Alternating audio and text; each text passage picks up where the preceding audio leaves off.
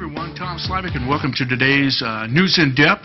And today I have Lennox with me. How are you doing, Al? It's Hi, really Tom. good to meet you again. Thank you. Good to be here. Good to One be more here. time. In fact, you were doing some shows. Well, I really enjoyed that, where you were talking to different community leaders.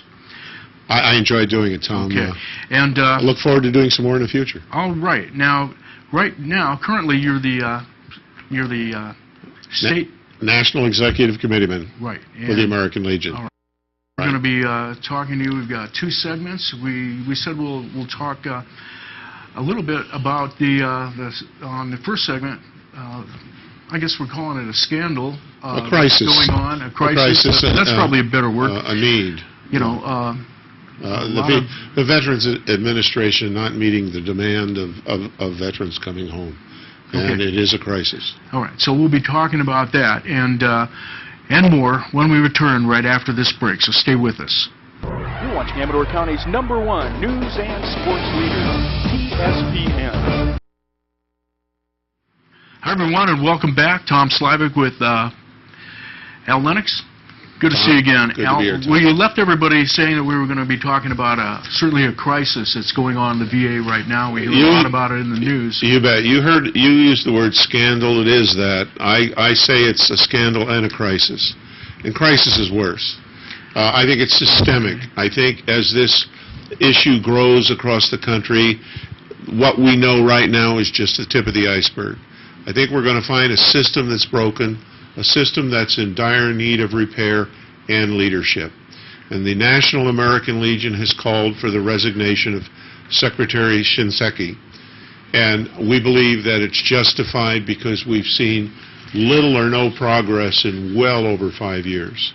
And we've identified some significant shortcomings. Many of them now are coming to light. The long wait for patient care, the appeals process being so slow, the claims process being so slow. A veteran can wait years for their benefits that they've earned and their disabilities that have made it so imperative in their lives that they get this kind of that they get what's deserving to them. And we have said, the American Legion, and I sit on the national organization, we have said enough is enough. We want veterans cared for. We want them to get the benefits they were promised. And they went to war. They went to war for you and I. And let's fulfill the obligation. Okay, now, of course, you're with, the American Legion. Correct. You're not the Veterans Administration. No.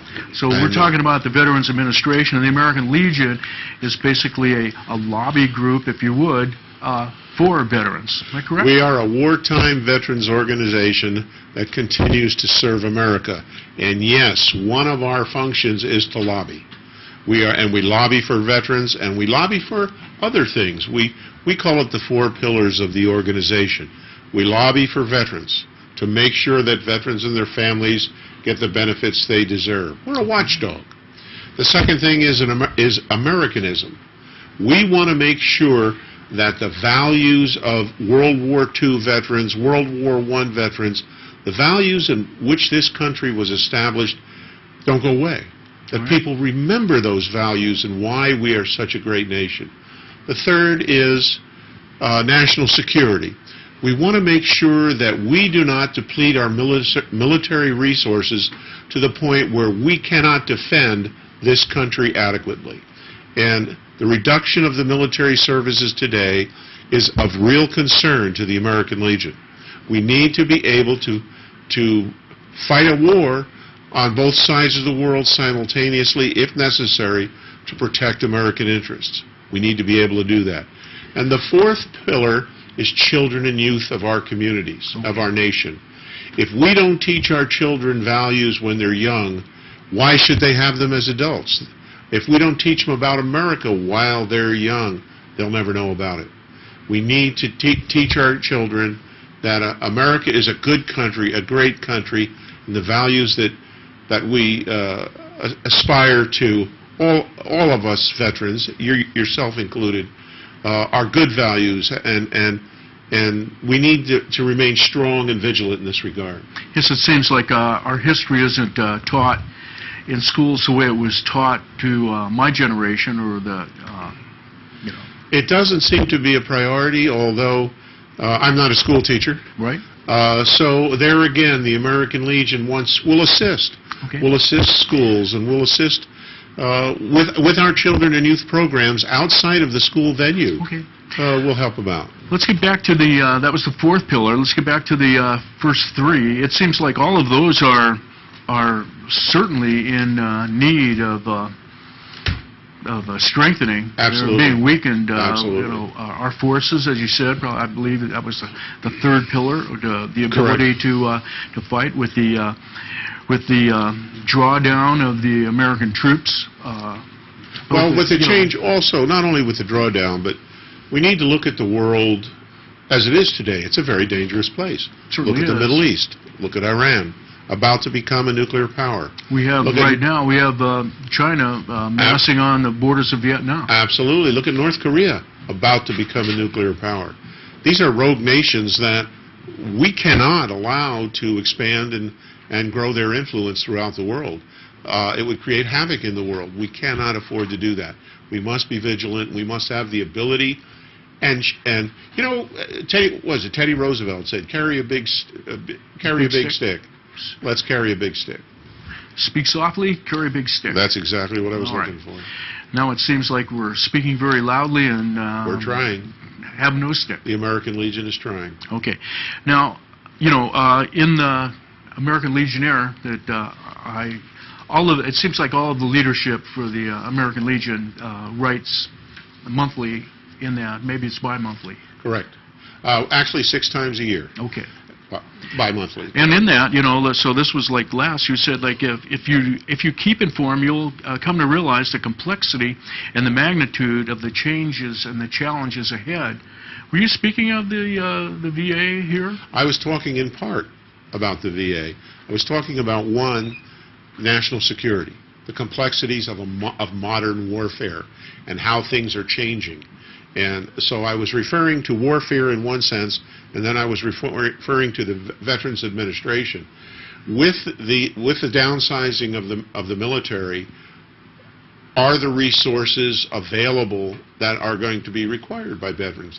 Also, too, they've identified TBI, traumatic brain injury, post-traumatic stress disorder, all these negative, untoward events that veterans suffer from.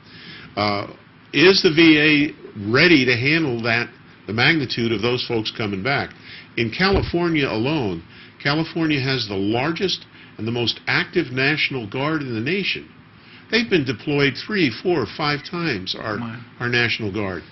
These folks need assistance, and not only the veteran, but let's not forget the veterans' families.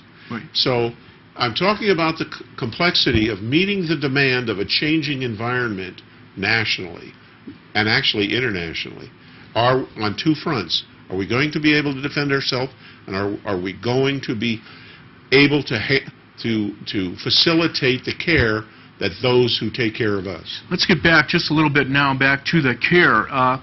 What is being done now, other than, are there a lot of investigations being opened up? A lot of investigations. The IG is going to get involved. Maybe there may be even the FBI is involved at this time. A lot of outside agencies are looking at it. The President has said he will give it his full attention. I certainly hope he does. It certainly warrants his full attention. What we've seen is if you file a claim, you can wait a year. And then if the claim may be filed improperly, and you wait more time. If you appeal the decision of the VA, which is probably a third of the claims filed or appealed, you wait 2 to 3 years. And then if you finally get into the system, if you finally get into the system itself, then you have delays because of, well, I say it's mismanagement. I want to clearly point out that I think the clinicians, the doctors, the nurses, those folks really care, and I think they do the best they can. But they can only do what they're capable of. And I think the bureaucracy of the VA has slowed down the processes and minimized the processes to almost a standstill situation. And almost one of the problems is that we can see the VA as a kind of a single payer type of a system, and it doesn't seem to be able to run right with, although it's a very large organization, it's certainly not as large as trying to handle the health care of the whole nation. Exactly. The VA is the largest healthcare system in the world. We call it in the American Legion a system worth saving. But that doesn't mean it doesn't need a lot of work. And if we need to re-engineer how it functions, if we need to restructure, if we need to take a hard business look at how are you managing this organization, and it's apparent there was little or no oversight. Look what's going on across the country. Look at the scandals and the denials of service going across the country. Obviously, no one was watching this. Why not? And where is the secretary? And where are the undersecretaries?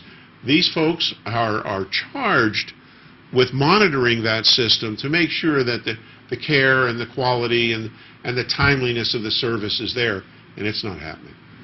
Okay. We're going to take our break, and we'll come back. We'll be talking about Memorial Day, so stay with us right here on TSPN.